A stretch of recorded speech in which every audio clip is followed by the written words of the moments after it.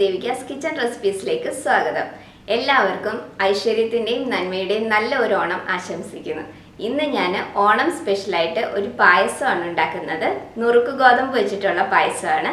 ഇതിനു മുന്നേ ഞാൻ 3 പായസം റെസിപ്പീസ് ഇട്ടിട്ടുണ്ടായിരുന്നു. അതിന്റെ ലിങ്ക് ഡിസ്ക്രിപ്ഷൻ ബോക്സിൽ കൊടുത്തേക്കാം. അപ്പോൾ ഇത് നല്ല ടേസ്റ്റി ആയിട്ടുള്ള ഒരു പായസമാണ്. അപ്പോൾ നമുക്ക് എങ്ങനെയാണ് ഇത് ഉണ്ടാക്കുന്നതെന്ന് നോക്കാം. നമുക്ക് നുറുക്ക് ഗോതമ്പ് പായസം ഉണ്ടാക്കാം. അതിന് വേണ്ടിയിട്ട് ഞാനിവിടെ 250 ml കപ്പിന് 3/4 കപ്പാണ് നുറുക്ക് ഗോതമ്പ് എടുത്തിരിക്കുന്നത്. ഇത് നന്നായിട്ട് കഴുകി അരമണിക്കൂർ കുതിർത്ത് വെച്ചിരുന്നതാണ്. അപ്പോൾ ഇതിനി നമുക്ക് നന്നായിട്ടൊന്ന് വേവിച്ചെടുക്കണം. അതിന് വേണ്ടിയിട്ട് നമുക്കൊരു കുക്കറിലേക്ക് ഇട്ട് കൊടുക്കാം ഇത്. അപ്പോൾ ഞാൻ ഇതിൽ എല്ലാ അളവുകളും 250 ml കപ്പിൻ്റെ അളവിലാണ് എടുക്കുന്നത്. ഇത് 3/4 കപ്പാണ് എടുത്തിരിക്കുന്നത്. അപ്പോൾ ഇനി ഇതിലേക്ക് ആവശ്യത്തിനുള്ള വെള്ളവും കൂടെ ഒഴിച്ചു കൊടുക്കാം. വേവിക്കാൻ ആവശ്യത്തിനുള്ള വെള്ളം. അപ്പോൾ ആ സെയിം കപ്പിൽ തന്നെ 2.5 കപ്പ് വെള്ളമാണ് ഞാൻ ഒഴിച്ചു കൊടുക്കുന്നത്. അപ്പോൾ ഇനി നമുക്കിത് അടച്ചു വെച്ച് മീഡിയം ഫ്ലെയിമിൽ 4 വിസിൽ വരുന്നത് വരെ വേവിച്ചെടുക്കാം. ഇതിപ്പോൾ ഞാൻ അരമണിക്കൂർ കുതിർത്ത് വെച്ചിരുന്നത് കൊണ്ടാണ് മീഡിയം ഫ്ലെയിമിൽ 4 വിസിൽ വരുന്നവരെ വേവിക്കുന്നത്. ഇനിയിപ്പോൾ നിങ്ങൾ കുതിർക്കുന്നില്ല എന്നുണ്ടെങ്കിൽ ഒരു 6 വിസിലെങ്കിലും വേണം ഇത് നന്നായിട്ട് വെന്ത് കിട്ടാനായിട്ട്. വെന്ത് ഒരുപാട് അങ്ങ് ഉടഞ്ഞു പോവുകയും ചെയ്യരുത്, എന്നാൽ നന്നായിട്ട് വെന്തിട്ടും ഉണ്ടാവണം. ആ ഒരു പരുവത്തിൽ വേണം ഇത് എടുക്കാനായിട്ട്. അപ്പോൾ നമുക്കിനി അടച്ചു വെച്ച് ഇത് കുക്ക് ചെയ്യാം.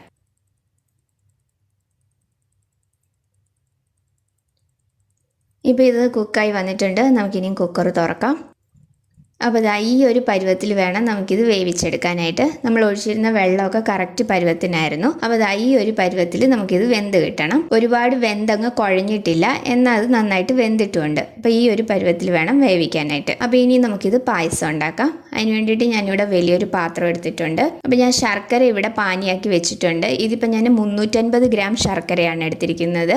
അത് നന്നായിട്ട് ഉരുക്കി അരിച്ചെടുത്ത് വെച്ചേക്കുകയാണ്. ഇതിപ്പോൾ ഞാൻ മറയൂർ ശർക്കരയാണ് എടുത്തിരിക്കുന്നത്. അപ്പോൾ ഈ ശർക്കരയും കൂടെ നമുക്കിതിലേക്ക് ഒഴിച്ചു കൊടുക്കാം. ഇനി നമ്മൾ വേവിച്ച് വെച്ചിരിക്കുന്ന നുറുക്ക് ഗോതമ്പ് ഇതിലേക്ക് ചേർത്ത് കൊടുക്കാം. അപ്പോൾ ഇതിനിയും നന്നായിട്ട് ഈ ശർക്കര പാനിയിൽ കിടന്ന് നന്നായിട്ടൊന്ന് വരണ്ട് ഒന്ന് വറ്റി വരുമ്പോഴാണ് നമ്മൾ ഇതിലേക്ക് തേങ്ങാപ്പാൽ ഒഴിച്ചു കൊടുക്കുന്നത്. അപ്പോൾ ഇത് നന്നായിട്ടൊന്ന് തിളച്ച് ഒന്ന് വരണ്ട് വരട്ടെ. അപ്പോൾ ഇത് നന്നായിട്ടൊന്ന് തിളച്ച് വന്നിട്ടുണ്ട്. അപ്പോൾ ഇടയ്ക്കിടയ്ക്ക് ഇതൊന്ന് ഇളക്കി കൊടുക്കണം, അടിയിൽ പിടിക്കാതിരിക്കാനായിട്ട്. അപ്പോൾ ഇത് കുറച്ചും കൂടെ ഒന്ന് വരണ്ട് വന്നു കഴിയുമ്പോൾ നമുക്കിതിലേക്ക് തേങ്ങാപ്പാൽ ഒഴിച്ചു കൊടുക്കാം. അപ്പോൾ ഈ സ്റ്റേജിൽ ഞാൻ കുറച്ച് നെയ്യും കൂടെ ചേർത്ത് കൊടുക്കുകയാണ് ഇതിലേക്ക്. കുറച്ച് നെയ്യും കൂടെ ചേർത്ത് നമുക്കെല്ലാം കൂടെ ഒന്ന് മിക്സ് ചെയ്തിട്ട് വയ്ക്കാം. ഇപ്പോൾ ഇത് നന്നായിട്ടൊന്ന് വരണ്ട് വന്നിട്ടുണ്ട്. കുറച്ചൊന്ന് വറ്റി നന്നായിട്ട് വരണ്ട് വന്നിട്ടുണ്ട്. അപ്പോൾ ഇനി നമുക്ക് ഇതിലേക്ക് തേങ്ങാപ്പാൽ ചേർത്ത് കൊടുക്കാം. ഞാനിപ്പം ഇതിൽ 2ാം പാലും 1ാം പാലും മാത്രമേ ചേർക്കുന്നുള്ളൂ, 3ാം പാല് ചേർക്കുന്നില്ല. അപ്പോൾ നമുക്ക് 2ാം പാല് ചേർത്ത് കൊടുക്കാം. അപ്പോൾ 2ാം പാല് ഞാനിപ്പോൾ ആ സെയിം കപ്പിൽ തന്നെ 4.5 കപ്പ് 2ാം പാലാണ് ഇതിലേക്ക് ചേർത്ത് കൊടുക്കുന്നത്. 250 ml കപ്പാണ്. അതിൽ 4.5 കപ്പ് 2ാം പാലും കൂടെ ചേർത്ത് കൊടുക്കാം.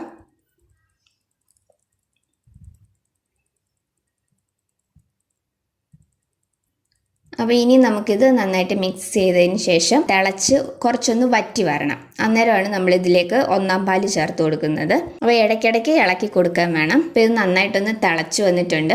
അപ്പോൾ ഇടയ്ക്കിടയ്ക്ക് ഇളക്കി കൊടുക്കണം, അടിയിൽ പിടിക്കാതിരിക്കാനായിട്ട്. ഇനി ഇതിലേക്ക് നമുക്ക് കുറച്ച് ഏലക്കാപ്പൊടിയും കൂടെ ചേർത്ത് കൊടുക്കാം. അപ്പോൾ ഏലക്കാപ്പൊടിയും കൂടെ ചേർത്ത് നന്നായിട്ടൊന്ന് മിക്സ് ചെയ്തതിന് ശേഷം കുറച്ചൊന്ന് വറ്റി വരട്ടെ. അത് കഴിയുമ്പം 1ാം പാല് ചേർക്കാം. ഇപ്പോൾ ഇത് കുറച്ചൊന്ന് വറ്റി വന്നിട്ടുണ്ട്. അപ്പോൾ ഇനി നമുക്കിതിലേക്ക് 1ാം പാലും കൂടെ ചേർത്ത് കൊടുക്കാം. അപ്പോൾ ഞാൻ നല്ല കട്ടി തേങ്ങാപ്പാൽ 2 കപ്പാണ് ഇതിലേക്ക് ഒഴിച്ചു കൊടുത്തിരിക്കുന്നത്. അപ്പോൾ നമ്മൾ 1ാം പാല് ചേർത്തതിന് ശേഷം പിന്നെ ഇത് തിളപ്പിക്കരുത്. തിളപ്പിച്ച് കഴിഞ്ഞാൽ പിരിഞ്ഞു പോകും. അപ്പം ജസ്റ്റ് നന്നായിട്ടൊന്ന് ചൂടായി വന്നാൽ മാത്രം മതി. അപ്പോൾ 1ാം പാലും കൂടെ ചേർത്ത് നന്നായിട്ടെല്ലാം ഒന്ന് മിക്സ് ചെയ്തെടുക്കാം. നന്നായിട്ടൊന്ന് ചൂട് വന്നു കഴിയുമ്പോൾ നമുക്കിത് ഓഫ് ചെയ്യാം. ഇപ്പം നന്നായിട്ട് ഇതൊന്ന് ചൂടായിട്ടുണ്ട്. ചെറുതായിട്ട് ആവിയൊക്കെ വരുന്നുണ്ടല്ലോ. അപ്പോൾ ഈ ഒരു പരുവത്തിൽ മതി. അപ്പോൾ നമുക്കിത് ഫ്ലെയിം ഓഫ് ചെയ്യാം. ഇനി ഇതിലേക്ക് നമുക്ക് അണ്ടിപ്പരിപ്പും കിസ്മിസും കൂടെ വറുത്ത് ചേർക്കാം. അപ്പോൾ അതിന് വേണ്ടിയിട്ട് ഞാനൊരു പാൻ വെച്ചിട്ടുണ്ട്. അതിലേക്ക് കുറച്ച് നെയ്യ് ചേർത്ത് കൊടുക്കാം. അതിലേക്ക് കുറച്ച് അണ്ടിപ്പരിപ്പ് ഇട്ട് കൊടുക്കാം.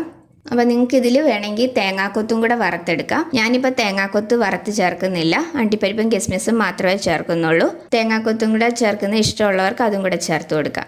അപ്പോൾ കിസ്മിസും കൂടെ ഇട്ടിട്ട് അതും ഫ്രൈ ചെയ്തെടുക്കാം. അപ്പോൾ ഇനി നമ്മൾ വറുത്ത് വെച്ചിരിക്കുന്ന അണ്ടിപ്പരിപ്പും കിസ്മിസും ഇതിലേക്ക് ചേർത്ത് കൊടുക്കാം. നല്ല ഈസി ആയിട്ട് ഉണ്ടാക്കാൻ പറ്റിയ ഒരു പായസമാണിത്. തേങ്ങാപ്പാൽ എടുക്കുന്ന കുറച്ച് മെനക്കേട് മാത്രമേ ഉള്ളൂ. അപ്പോൾ ഞാൻ ഒരു നുള്ളു ഉപ്പും കൂടെ ഇതിലേക്ക് ചേർത്തിട്ടുണ്ട്. അത് ഓപ്ഷനിലാണ്. ആ മധുരം ഒന്ന് ബാലൻസ് ചെയ്യാൻ വേണ്ടിയിട്ട് മാത്രം ചേർത്താണ്. ഇഷ്ടമില്ലാത്തവർ അത് ചേർക്കണ്ട. അപ്പോൾ ഈ ഒരു കൺസിസ്റ്റൻസിയിൽ വേണം നമ്മളിത് എടുക്കാനായിട്ട്. ഗോതമ്പ് പായസം ആയതുകൊണ്ട് ഇരുന്ന് കുറച്ചും കൂടെ തിക്കാവും. അപ്പം ഇതിൻ്റെ കളറ് ശരിക്കും ഈ ലൈറ്റിൻ്റെ വെട്ടത്തിൽ അറിയുന്നില്ല. അപ്പം ഞാനിത് കുറച്ചും കൂടെ ഒന്ന് ക്ലോസ് ആയിട്ട് കാണിച്ചു തരാമേ. അപ്പോൾ ഇതാ നമ്മുടെ പായസം ഇവിടെ റെഡി ആയിട്ടുണ്ട്. നല്ല ഈസി ആയിട്ട് ഉണ്ടാക്കിയെടുക്കാൻ പറ്റിയൊരു പായസമാണ്, നല്ല ടേസ്റ്റി ആയിട്ടുള്ളൊരു പായസമാണ്. ഇനിയിപ്പോൾ ഇത് ഇരുന്ന് കുറച്ച് തിക്കായെങ്കിലും ആരും പേടിക്കേണ്ട. ഞാൻ ഇതിന് മുന്നേ അടപ്രഥമൻ്റെയും കടലപ്രഥമൻ്റെയും വീഡിയോയിൽ പറഞ്ഞിട്ടുള്ളതുപോലെ തന്നെ നമ്മുടെ നോർമൽ പശുവിൻ പാല് കുറച്ച് തിളപ്പിച്ച് ഇതിലേക്ക് ഒഴിച്ചു കൊടുത്താൽ മാത്രം മതി. അപ്പോൾ എല്ലാവരും ഈ ഓണത്തിന് ഈ പായസം ഒന്ന് ട്രൈ ചെയ്യണം. ട്രൈ ചെയ്തിട്ട് നിങ്ങളുടെ അഭിപ്രായം എനിക്ക് കമൻസിലൂടെ അറിയിക്കണം. അപ്പോൾ വീഡിയോ ഇഷ്ടമായിട്ടുണ്ടെങ്കിൽ ലൈക്ക് ചെയ്യാനും ഷെയർ ചെയ്യാനും സബ്സ്ക്രൈബ് ചെയ്യാനും മറക്കരുത്. അടുത്ത വീഡിയോയിൽ വേറൊരു നല്ല റെസിപ്പി ആയിട്ട് കാണാം. താങ്ക്